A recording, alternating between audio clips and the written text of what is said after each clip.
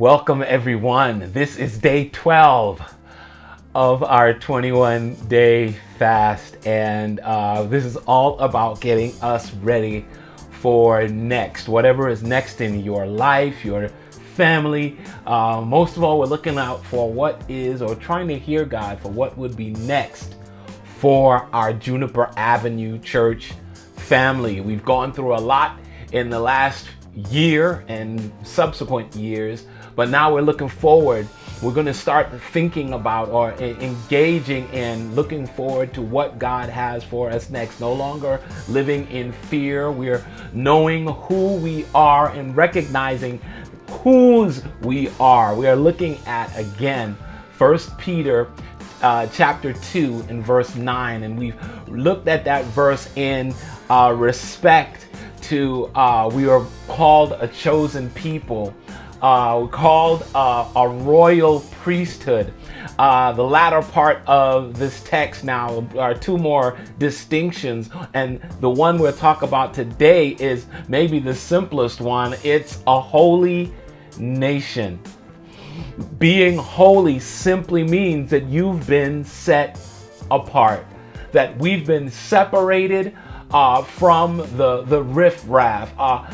Being holy is the part that we hold on to, or that God desires to hold on to, in order to make everyone else become better. Or how does he do that?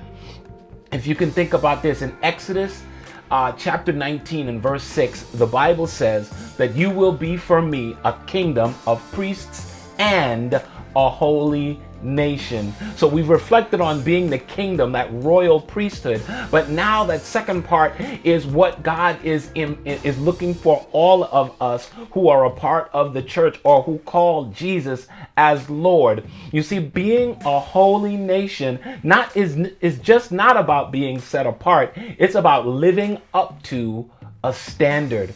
For those of you who are a part of our church, you know that we've got a number of things that we like to, that you might have grown up knowing that you're not supposed to do, or things you're supposed to keep away from.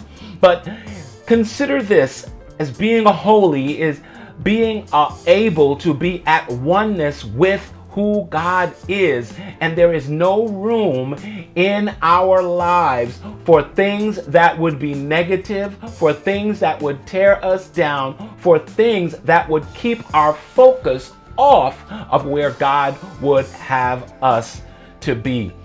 What Jesus required, or what not only what Jesus required, but what God requires of us is similar, I would say, is right on par with what he had initially desired for the Israelites. There's this song that I can remember we used to listen to a lot by a church called Born Again Gospel Choir, the Born Again Church Choir. And the words were like this. They said, "There's a difference between wrong or right. There's a difference between darkness and light.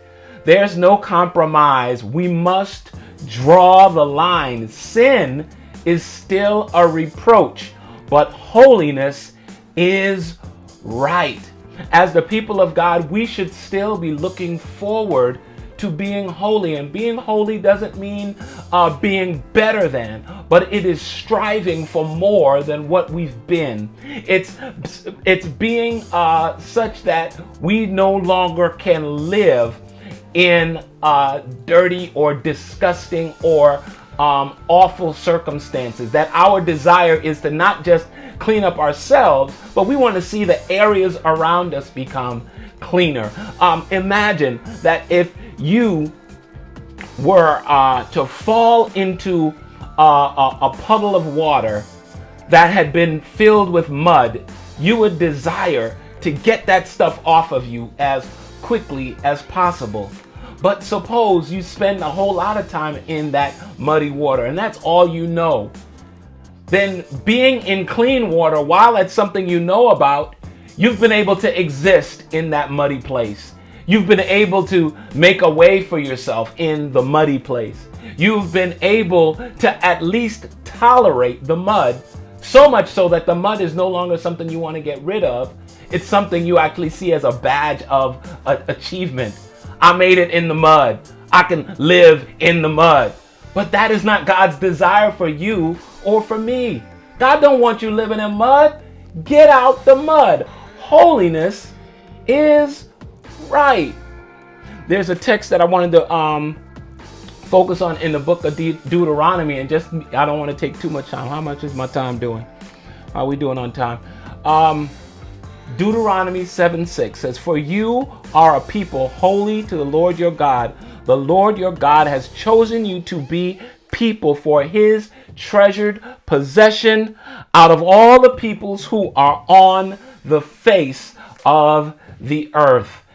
You've been chosen. You're a part of a royal priesthood, but even more than that, there's something for all of us to live up to, and that is holiness.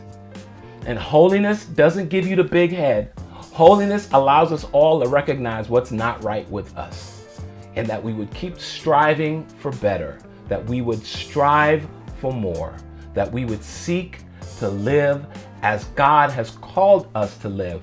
Don't tolerate the muddy space. Start looking for and acting for. Start looking for and embracing clean, better, and then try to expand that to everybody else. Does that make sense? Because what I want is for everybody to be holy as we look forward to next.